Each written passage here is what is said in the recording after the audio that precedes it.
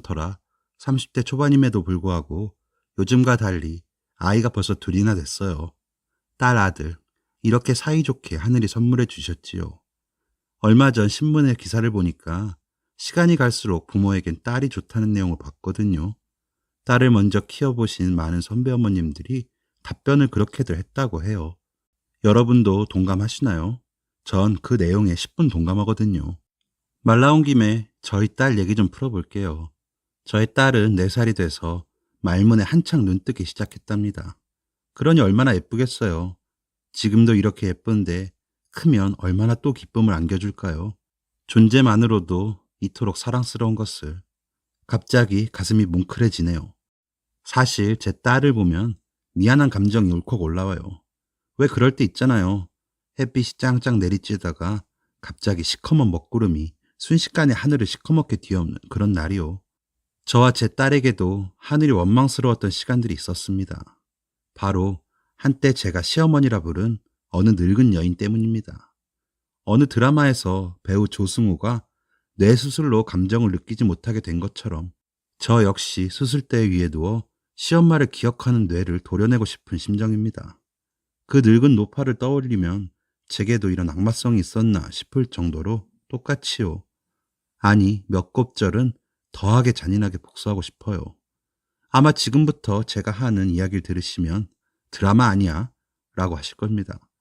어떻게 그걸 참고 살았냐고, 요즘 같은 세상에 머리가 어떻게 된 거 아니냐고, 도리어 절 나무라고 바보 같다고 욕하실지도 모르겠어요.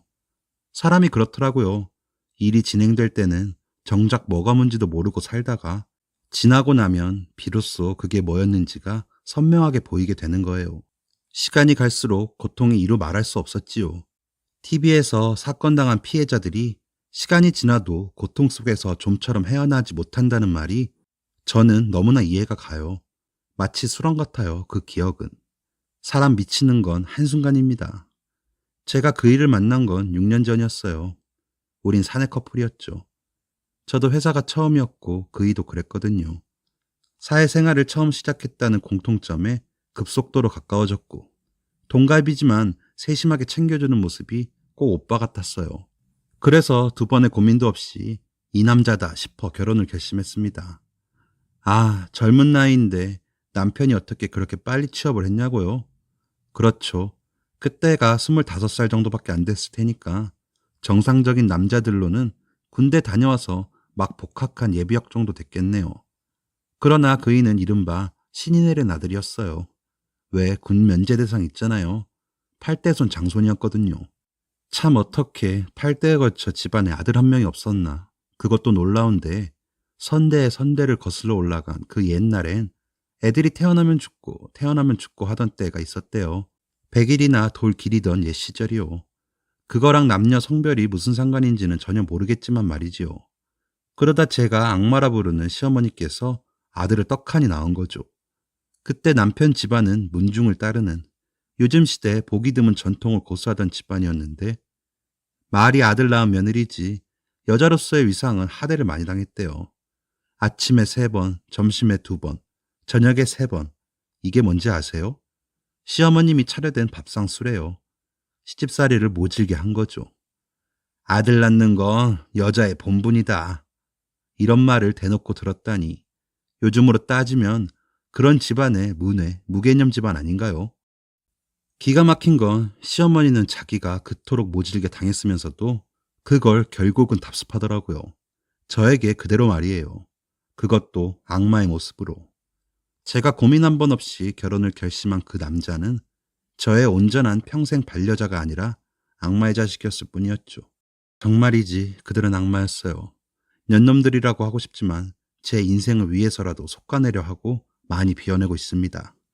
그래도 대나무숲처럼 여기서라도 얘기를 할 수 있다는 게 이렇게나 다행스러운 일인가 싶기도 하고요. 친구도 점점 없어질 나이이지만 친정 식구들에겐 뼛속까지 사무친 얘긴 차마 못하겠더라고요. 제 아픔이 친정 엄마에겐 더할 나위 없는 비극일 거잖아요. 딸이 아프면 친정 엄마는 가슴이 짓이겨진다는 걸 저도 엄마가 되고야 알았어요. 갑자기 엄마가 보고 싶어지네요. 각설하고 지금부터 제가 악마를 본 얘기를 들려드릴게요. 그 사람과 저는 그렇게 1년이 조금 넘는 연애를 하고 웨딩 마치를 올렸어요. 지금으로 치면 남편도 20대 중반밖에는 안 되니 어른들이 보기엔 한없이 걱정될 어린 나이였고 저 역시 그랬겠죠. 저희의 진심과는 상관없이 순전히 그 잘나빠진 문중 식구들과 시어머니가 저희를 어린애들로만 여기고 취급했던 것 같아요. 지금 돌이켜보면. 그래서 처음은 무조건 시어머니를 모시고 시작하는 법이다. 이런 말 같지도 않은 얘기를 시어머니가 당당히 했을 테죠. 지금 보면 그때부터가 징후란 걸 알아차려야 했었는데 사람은 참 이상합니다. 사랑에 빠지면 문제가 안 보여요. 말하면 말대로 그래야 하는 줄 알았고 그땐 또 그게 전혀 문제로 인식되지도 않았어요. 제가 그렇게 바보였다는 게 제일 한탄스럽고 아직도 풀리지 않는 지점입니다. 시어머니를 모시는 게 법이란 건 달리 말하면 저의 신혼을 자기와 함께 시작해야 한다는 거잖아요. 어찌됐든 시어머니의 요구로 저희 시어머니와 남편 이렇게 셋이 합가를 해서 살림을 시작했습니다. 눈치 빠른 분은 벌써 예상이 갔을 거예요. 신혼은 그 집의 문턱을 넘는 날 끝났어요. 시어머니는 가장 큰 방은 자기 방, 현관 가까운 작은 방은 저희 보고 쓰라고 했죠. 우린 우리가 젊으니까 당연히 어머님이 좋은 방 쓰셔야지 하며 기꺼이 그러시라 했고요. 성인이 되면 사실 내 부모랑도 같이 살기가 힘든 법인데 하물며 시어머니와 같이 사는 거 자체가 좋지만은 않았어요. 뭐랄까요? 일단 존재 자체가 힘들다고나 할까요? 결혼 후에도 저는 계속 직장을 다녔거든요. 하루라도 빨리 내 집 장만하려면 같이 버는 수밖에 없잖아요. 어차피 어머님 집이었고 식재료도 그렇게 많이 안 들 것 같고 돈 모으기 딱 좋은 찬스겠다 싶었어요. 그러다 적당한 타이밍 봐서 분가하면 되니까요. 그런데 그 대가가 너무 센 거예요. 회사는 회사대로 숨쉬기 힘들고 집에 오면 집대로 숨이 막혔어요. 예, 넌 일하러 가는 내가 화장을 참 공들여 한다. 차라리 잠을 좀 더 자든지 아니면 그럴 시간에 남편 아침을 좀 챙기겠다만. 예, 넌 오늘도 늦니? 세상 돈 다 네가 버는 것도 아닌데 참 유난스럽게 일하는 것 같다. 어머님의 말은 참 묘했습니다. 절 걱정해 주는 것 같다가도 뒤돌아서면 저한테 결국 뭐라고 하는 말들이었어요. 지금에야 명확히 얘기할 수 있지만 그땐 어머님의 그 오묘한 그 말들이 무슨 뜻인지 설마 나쁜 뜻이었겠어? 이런 마음이 더 컸던지라 심적으로 엄청 헤맸더랬어요. 그 사이 제 마음은 어머님의 아리송하고도 절묘하게 기분 나쁜 말들에 담긴 숨을 뜻을 헤아리느라 회사에서도 온종일 시엄마랑 사는 기분이었습니다. 그래야 퇴근 후 집에서 대비를 할 수 있었으니까요. 어찌어찌 해서 그 생활을 한 1년간 했습니다. 그러던 어느 날 드디어 저희에게도 새 생명이 찾아왔어요. 저는 사실 제가 아이를 가지면 시어머니도 뭔가 달라질 거라 생각했습니다. 적어도 말로 사람을 괴롭히고 그것도 자기 며느리를 의도적으로 더 기분 나쁘게 하고 자기 아들만을 추켜 세우는 못되기 짝이 없는 노인의 모습은 더는 안 볼 줄 알았거든요. 손주가 생기면 손주 앞에서라도 조심하고 그러면 자연히 자중될 줄 알았던 거죠. 그런데 이건 악마의 서곡에 불과했다는 걸 아이가 태어나고 얼마 지나지 않아 깨달았습니다. 세상 하나뿐인 딸이 태어난 지 100일이 좀 넘었을 무렵 악마는 자신의 얼굴을 드러내기 시작했어요. 전 그때 시어머니의 말을 아직도 잊을 수가 없어요. 아가야, 내가 널 얼마나 사랑하는 줄 알고 있니? 뜬금없는 사랑 고백이라니. 낯설었지만 내 예상이 맞아가는 건가?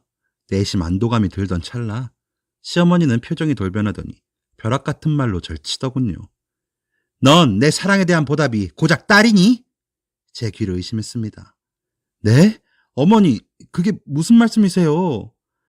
아니, 그렇지 않니? 직장 다닌다는 핑계로 너 얼굴에 분칠할 때 내가 네 남편 아침 먹이고 빨래해주고 집안 청소해주고 너 오면 잘 다녀왔냐고 며느리 수발까지 들어주고. 네? 어머니가 제 수발을 들어주셨다고요? 어머니, 누가 들으면 정말 오해하겠어요. 농담을 왜 그렇게 하세요? 어머니도 참. 저는 스멀스멀 다가오는 불길한 기운을 애써 피하고 싶었습니다. 그런데 한번 터진 그녀의 입은 다물어 본 적 없는 입처럼 막말을 쏟아내기 시작했어요. 농담 아니야 얘. 가정교육을 어떻게 받은 거야? 넌 내가 그렇게 할 일 없는 노인으로 보이니? 며느리랑 농담 따먹기나 하는? 아니, 그게 아니고요. 어머니. 됐다. 제 말을 탁 가로막더니 이렇게 말하는 겁니다. 몸 좀 풀리거든. 아들 낳을 준비나 해라. 네? 어머니. 아들 낳을 준비하라고. 다시 말해줘. 아들을 낳으라고. 내가 너한테 딸 손주 얻으려고 지난 1년간 너랑 같이 산 줄 알아? 일부러 지들 부부관계 할 때도 내가 숨죽여줬더니 넌 너만 좋았던 거니? 애가 양심이 있으면 내 입에서 이런 말 나가기 전에 어머니 많이 상심하셨죠? 다음에 꼭 아들 낳아드릴게요. 먼저 찾아와서 얘기를 해도 시원찮은 판에 정말 이 집안에서 네 본분이 뭔지 모르는 거니? 아니면 날 무시하는 거니? 전 정말 말문이 턱 막혔습니다. 쭉 힘들어왔지만 길 가다 망치를 맞으면 이런 느낌일까 싶었습니다. 남편은 뭐 하고 있었냐고요? 자기 엄마가 이런 걸 알고 있었냐고요? 그 인간은 결혼 후 완전 딴 사람이 되어 있었습니다.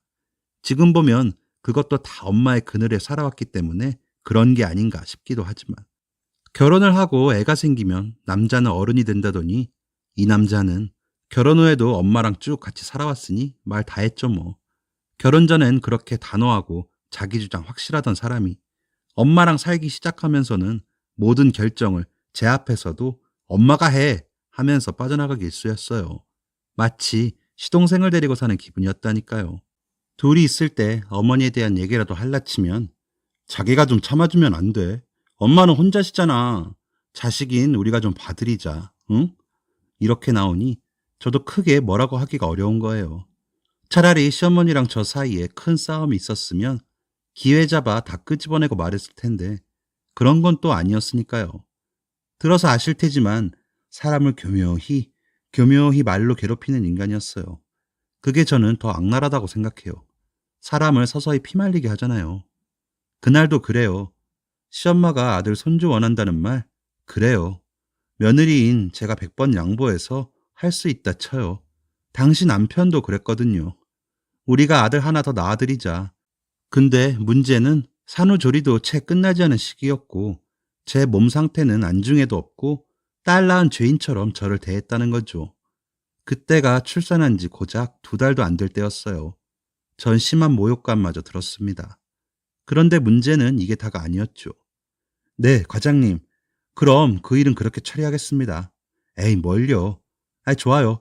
그럼 그때 만나는 걸로 해요. 들어가세요. 예, 뭐가 그렇게 좋니? 듣자 하니 남자 같은데. 먼발치서 남의 통화를 듣고 있었다는 것도 소스라칠 일인데 참자. 어머니 회사 과장님이신데 제가 급하게 처리할 일을 도와드렸거든요. 인사도 못하고 퇴근하는 바람에 내일 점심 사시겠다고요. 그 말이었어요. 이런 구구절절한 설명이 대체 왜 필요한지 도무지 모르겠지만 일단 어른이 물으니 대답해야지요. 그랬더니 어머님이 뭐라 한 줄 아십니까? 요즘 불륜이 대세라며? 못하면 오히려 바보 취급당하는 풍토라던데 너도 뭐 그런 거냐? 이 늙은이가 지금 뭐라는 거야? 그 입 안 다물어. 속에선 천불이 나는 샤우팅이 솟구쳤지만 이번에도 전 어금니를 꽉 물고 숨을 크게 몰아쉬며 침착히 답변 드렸죠. 어머니, 제가 회사에서 평판이 좋은 건 사실이지만 그건 일을 잘해서 사람들이 좋아해 주는 거고요. 사람들이 다 어머니와 같은 생각을 하진 않으니 그런 쓸데없는 걱정은 푹 놓으셔도 될 것 같아요. 아무리 그래도 면전에서 그렇게 시어머니를 돌려가게 하면 되냐고요. 저도 압니다. 예쁜 말만 주워 담았던 제 입도 그녀를 대적하면서 나날이 너덜너덜해져갔죠. 왜 안 그러겠어요. 그럼에도 불구하고 시어머니는 절대 기죽지 않는 사람이었어요. 난 네가 일을 잘하는지는 모르겠고 그건 알겠다. 네가 다른 남자에게 관심이 가 있으니 둘째를 안 갖는 거란 것 정도는 안다. 시어머니는 그렇게 끝내 말 같지도 않은 헛소리를 늘어놓았습니다. 노망이 나지 않고서야 어떻게 저런 말을 할까. 그런데 그 과장과 저 사이의 의심은 나날이 강도가 심해져갔고 급기야 어머님은 회사까지 찾아와 과장을 만나서 우리 며느리가 당신 때문에 둘째를 안 갖는 것 같다며 관계를 끊어달라는 으름장을 놓고 갔어요. 회사가 발칵 뒤집혔습니다. 이 정도면 뭐 과대망상 수준 아닙니까? 회사도 처음엔 시어머니가 좀 과하네 하며 우픈 해프닝 정도로 여기다가 시도 때도 없이 전화로 저의 일거수일투족을 확인하고 감시하는 바람에 자리를 비울 때가 많았고 결국 상급자인 과장으로부터 가정사를 시급히 해결지으라는 경고를 받았습니다. 그날 전 이 얘기를 어머니한테 털어놓으며 제발 저랑 과장 사이를 오해하지 말고 둘째 갖는 거랑 회사랑 무슨 상관이냐며 절 좀 예뻐해 주시고 헤아려 주면 안 되냐고 무릎만 안 꿇었지 울며 사정했습니다. 그런데 그 악마 같은 여인이 뭐라고 했는 줄 아세요? 이제야 그 과장놈이 정신을 차렸네. 전 기함했어요. 순간 정신이 바짝 차려지더군요. 어디서 그런 용기가 났는지. 어머니, 저희 분가하겠어요. 저는 분가를 요구했고 그 일이 있은 후부터는 대면대면하며 남편과도 소원해졌어요. 남편은 저와 한마음이 아니었던 거죠. 아들을 낳으란 압박은 사그라들 줄 몰랐지만 이런 환경에서 어떻게 정상적인 부부 생활을 이어갈 수 있겠어요. 퇴근하면 우리는 대화 없는 생활이 계속 이어졌어요. 그러던 어느 휴일 청소를 하는데 제 방 크리넥스 티슈 모퉁이가 요만큼 잘려있는 거예요. 상자를 들어 가만히 들여다봤죠. 정말 소스라치게 놀라고 말았습니다. 혀구멍이었어요. 상자채 뜯어 밑을 보니 소형 카메라가 있는 거 있죠? 그뿐이 아니었어요. 제 침대는 나무 프레임이라 매트리스랑 왁구가 딱 맞춰진 형태라 헤드 부분은 잘 보이지 않거든요. 시트는 보통 어머님이 빼서 빨아줬기에 볼 일이 거의 없었던 거죠. 그러다 그날 제가 청소를 하면서 그 부분을 만졌고 거기에 글쎄 아주 얇은 소형 녹음기가 꽂혀 있는 거 아니겠어요? 이런 짓을 누가 했을지 이제 예측되시죠? 바로 시어머니였습니다. 남자가 생겨 둘째를 갖지 않는 거라는 당신의 망상이 절대 틀린 게 아님을 잡아내고 싶었던 거예요. 저희 부부관계까지 녹음됐을 걸 생각하면 전 지금도 치가 떨립니다. 시어머니는 캥기는 게 없으면 화낼 일이 뭐가 있냐며 오히려 적반하장으로 나왔고 저는 그 길로 짐을 싸 친정으로 왔습니다. 시어머니는 사과는커녕 나가는 순간 이 집 며느리가 아니라며 되레 제 등 뒤로 악다구니를 치는 거예요. 전 남편에게 날 따라 나설 건지 이 집에 살 건지 선택하라 했어요. 그런데 그 남자는 그 순간에도 결정을 내리지 못하고 어쩔 줄 몰라 하더군요. 남편을 뒤로 한 채 딸만 데리고 황급히 나왔어요. 그렇게 저희 부부는 시어머니 때문에 별거 아닌 별거에 들어가게 됐습니다.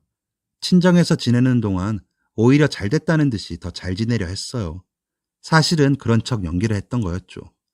날마다 속은 새까맣게 타들어가고 있었고요. 며칠이 몇 달이 돼가고 어느 날 집이 비워질 만한 시간에 딸의 물건을 가지러 갔습니다.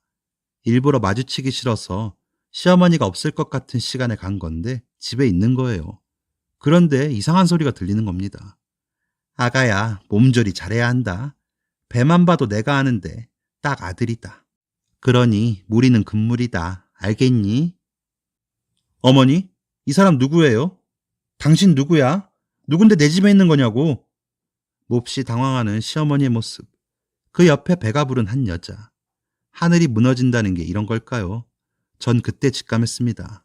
뭔가 잘못 돌아가고 있음을요. 시어머니는 돈이 좀 있었는데 아버님이 돌아가시면서 남긴 재산이요. 그렇다고 엄청 부자는 아니더라도 전담 자산관리사가 있는 걸로 보아 노후는 평생 먹고 살겠다 싶었거든요.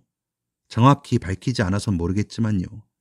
제가 집을 나가고 얼마 되지 않아 자기의 자산관리사를 자기 아들이자 제 남편에게 소개한 겁니다. 팔대손 장손이 재상 차려줄 아들 한 명 없이 이상한 마누라 만나서 호라비 신세로 있는 건 가당치 않은 일이었다나요. 참나. 그것도 며느리가 버젓이 있는 시어머니란 사람이요. 남편을 위로해준답시고 둘은 종종 만났고 술자리가 이어졌고 하룻밤을 보낸 겁니다. 그날 임신을 한 거죠, 이 여자가. 배만 봐도 안다던 시엄마는 여자가 아들을 임신한 게 확실하다며 그날로 집으로 들어앉힌 거예요. 참고로 저 임신했을 때도 시엄마는 배가 딱 아들이라는 똑같은 소리를 했습니다. 사람이 너무 충격을 먹으면 말이 안 나온다죠. 정신이 멍하니 어떻게 이러실 수가 있냐는 제 말에 어머님은 네가 네 발로 나간 거잖아. 이 며느리직 내려놓고 아니야? 라더군요. 사랑과 전쟁 드라마로나 봤지. 제가 그 주인공이 될 줄 누가 알았습니까? 정신을 간신히 부여잡고 어떻게 그 집을 나왔는지. 친정에선 절대 이혼은 안 된다며 친정엄만 저를 앞세워 그 지옥의 집으로 끌고 들어갔습니다. 엄마 손에 끌려가긴 했지만 어쩌면 그게 진짜 제 진심이었는지도 몰라요. 이혼만은 피하고 싶은.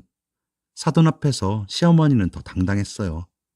8대 장손집에 아들 못 낳는 딸을 시집 보내놓고 자기라면 죄스러워서 얼굴도 못 들고 숨죽이고 살 거라고. 그런데 그렇게 당당하고 버릇없게 집을 뛰쳐나가다니 괘씸해서 자긴 용서가 안 된다며 말이죠. 저희 엄마는 당신도 누군가의 딸이었고 여자가 아니냐고 맞수를 두었지만 시엄마는 들은 척도 안 하더군요. 더 이상은 참아지지가 않았습니다. 다른 건 몰라도 제 엄마께 저렇게 무례하게 구실 때 아, 여기까지구나 라고 생각이 들었습니다. 결국 저는 소송으로 이혼을 했고 거액의 위자료까지 판결을 받았죠. 그런데 말이에요. 인생 참 가혹하다는 게 이혼하고 얼마 안 돼 임신 사실을 알게 된 겁니다. 이 모든 일이 석 달 새 벌어진 건데 임신 12주가 넘도록 제 몸의 변화조차 까맣게 모른 채 나사가 하나 빠진 듯 지냈거든요. 그 사람과의 사이에서 가진 아이지만 우린 서로 만날 수 없는 사이가 되었죠. 그리고 이듬해 전 출산을 했고 그들이 그토록 바라던 아들이었어요. 지금은 너무도 잘 자라주고 있는 소중한 아이지만 제겐 참 많은 감정을 느끼게 하는 아들이기도 하답니다. 아, 이전 시댁은 어떻게 됐냐고요? 시어머님이 철석같이 아들이라고 믿은 그 새 여자의 배 안엔 글쎄 딸이 있었지 뭐예요. 한술 더 떠 그 여자는 내리 딸 셋을 낳았습니다. 그것도 연년생으로요. 대박 아닙니까? 그래서였는지 그 새 며느리 결국 딴 사람과 바람이 나서 애들만 놓고 나가버렸대요. 이 얘기를 어떻게 하냐고요? 3년 뒤인 어느 날 큰애와 동네 마트를 갔다가 돌아오는 길에 집 앞에 웬 낯이 익은 두 뒷모습이 보였습니다. 혹시나 하며 가까이 다가가니 맞더군요. 전 시어머니와 전 남편이었어요. 제가 가까이 다가가자 저를 발견한 시어머니가 반색을 하시며 말씀하셨어요. 아이고 아가 잘 지냈니? 어쩜 아직도 그대로네. 내 할 말이 있어서 이렇게 너를 찾아왔다. 그러면서도 제 옆에 있는 자신의 손녀는 눈길도 한번 안 주더군요. 기가 막혔지만 두 손에 가득 장을 잔뜩 보고 온 터라 어찌할 수 없이 그 둘을 집으로 들일 수밖에 없었습니다. 그리고 집 안에 들어서자마자 아들을 보며 뽀르르 달려가서는 어이구 내 장손, 내 하나밖에 없는 손자 하며 손잡으러 한 걸음에 달려온 친할머니 노릇을 하는 겁니다. 아이는 낯선 할머니가 무서웠는지 외할머니 뒤로 숨었고요. 그리고는 민망했는지 저희 엄마를 보면서 사돈 저 왔어요. 잘 지내셨죠? 그간 얼굴이 좋아지셨네. 저 물 한 잔만 주세요. 아이고 기다렸더니 목이 많이 타네. 시어머니는 여전했습니다. 저희 엄마는 어떠셨겠어요? 어이가 없었지만 그래도 친할머니니까 또 한땐 사돈지간이었으니까 예를 갖추려 하시더라고요. 이래서 한번 친정엄마는 영원한 친정엄마인가 봐요. 그렇게 우린 졸지에 다 같이 한자리에 모이게 됐습니다. 그런데 갑자기 시어머님이 무릎을 꿇는 거예요. 아니 뭐 하시는 거예요? 전 놀라서 벌떡 일어났어요. 얘야, 너 혼자 우리 장소를 낳느라 얼마나 힘들었니? 진즉 얘기했으면 내가 진즉 알았다면 내가 너 산바라지 했잖니. 장하다 내 며느리. 응? 장해. 기가 막혔습니다. 며느리? 절 며느리라 부르는 겁니다. 그게 무슨 뜻이겠어요? 어머니, 제가 왜 어머니 며느리예요? 어머니 며느리 따로 계시잖아요. 예, 그년 얘긴 하지도 마. 딸만 내리셋을 낳아놓고 딴 놈이랑 바람나 집 나가버렸어. 원래 우리 집 들어온 것도 너 없는 틈을 타서 그 여시 같은 년이 네 남편을 홀려 그런 거잖니. 이래서 조강지처만한 게 없다는 말이 나오는 거야. 이것 봐라. 기다리니 떡하니 아들을 하늘이 점지해 주시잖니. 이 모든 게 다 우리 귀한 손주 만나려고 내가 그 힘든 시간을 보냈나 보다. 아이 이뻐라 우리 구대장손. 빛이 난다 빛이 나. 어머니! 도저히 참을 수 없었던 저는 소리를 지르고 말았습니다. 애들이 울기 시작했고 듣고 있던 저도 엄마도 기함하며 지금 무슨 얘기를 하는 거냐고 제 편이 되어 시어머니를 나무라기 시작했죠. 자기야, 내가 잘못했어. 그런데 엄마 말이 틀린 건 아니잖아. 우리한텐 이렇게 아들까지 있는데 우리 재결합하자. 응? 난 자기 없인 안 되겠어. 엄마도 달라질 거래. 아들 낳았잖아. 이제 다 끝났어. 뭐가 끝났다는 건데? 니들이 무슨 짓을 한지는 알긴 아나 보지. 그러니 다 끝났다는 말을 하지. 그 둘의 생쇼에 엄마는 결국 참지 못하고 대접하려던 물을 두 모자의 얼굴에 세차게 끼얹으셨어요. 당신들 당장 내 집에서 나가. 그리고 두 번 다시 내 딸 앞에 얼씬도 하지 마. 세상에 어떻게 이렇게 파렴치한 사람들이 있을 수가 있어? 당신들은 양심도 없는 사람들이야. 만에 또 이딴 짓 하면 내가 그땐 당신들 접근 금지 가처분 신청할 거야. 알았어? 세상 온순하시고 인자하신 저희 엄마가 누군가에게 그러는 건 처음 봤어요. 그리고 그들은 저희 엄마에게 쫓기듯 저희 집을 빠져나갔어요. 그래서 전 남편과 시어머니는 어떻게 됐냐고요? 그 뒤로 몇 번 똑같은 짓 하다가 저희 엄마 말대로 접근 금지 당하고 그나마 간간히 애들과 교류하던 것도 법원 처분받아서 인연 끊긴 지 꽤 되네요. 제 인생에서 완전히 끊어내고 싶은 악연들입니다. 그리고 이건 제 생각이지만 그 집안의 새로운 그 며느리, 아마도 딸만 셋 낳고 시어머니 구박에 그리고 중간에서 이러지도 저러지도 않는 남편에게 질려 끝내 바람이 난 거라는 생각도 들더라고요. 그럼 저는 지금 어떻게 됐냐고요? 하늘이 절 돕는 건지 애 둘 딸린 아줌마가 뭐가 좋다고 새로운 사랑이 생겼답니다. 이혼남이지만 애를 가질 수 없는 나름의 아픈 사정을 가진 사람이고 그런데 졸지에 아들과 딸이 생겼다며 너무나 사랑해주고 있습니다. 남자애 또 속는 거 아니냐고요? 천만에요. 저도 당할 만큼 당해서인지 덕분에 진심과 거짓을 구분하는 능력이 생겼거든요. 진심인 사람은 행동으로 보여져요. 지금도 아이들 데리고 공원을 산책 갔는 걸요. 모처럼 저 혼자 오부시시라고요. 시부모 될 사람은 괜찮냐고요? 맞아요. 제게 시부모 중요하죠. 천사 같은 분들이 제게 찾아오셨답니다. 예비 시어머니는 복지재단을 운영하며 어려운 사람을 돕는 인품이 정말 훌륭한 분이세요. 하물며 가족이 될 제겐 그 사랑이 넘치고 넘쳐 흐르고 있어요. 이렇게까지 행복해도 되나 싶을 정도로 감사의 날들을 보내고 있습니다. 이제야 제 인생이 제대로 된 길에 들어선 것 같아요. 두 아이를 얻기까지 끔찍한 악몽이 있었지만 시간이 또 있게끔 도와주겠죠. 지금 행복을 정말 귀하게 여기고 싶어요. 일상이 이토록 평범하게 흘러갈 수 있고 가족이란 서로를 믿고 사랑해주기에도 여념이 없는 거로구나. 이제 알아가는 인생을 살기 시작했답니다. 저 정말 행복할 거예요. 여러분도 아픔이 있다면 꼭 이겨내세요. 그것이 설령 막장 드라마 한 판을 쓰는 일이라 할지라도 절대 조연으로 밀려나지 마세요. 저처럼 주인공으로 끝까지 해피엔딩 쓰시길 바랄게요. 아셨죠? 지금까지 사연 들어주셔서 감사합니다. 사연이 재밌으셨다면 구독과 좋아요를 눌러주세요. 감사합니다. 안녕히 계세요.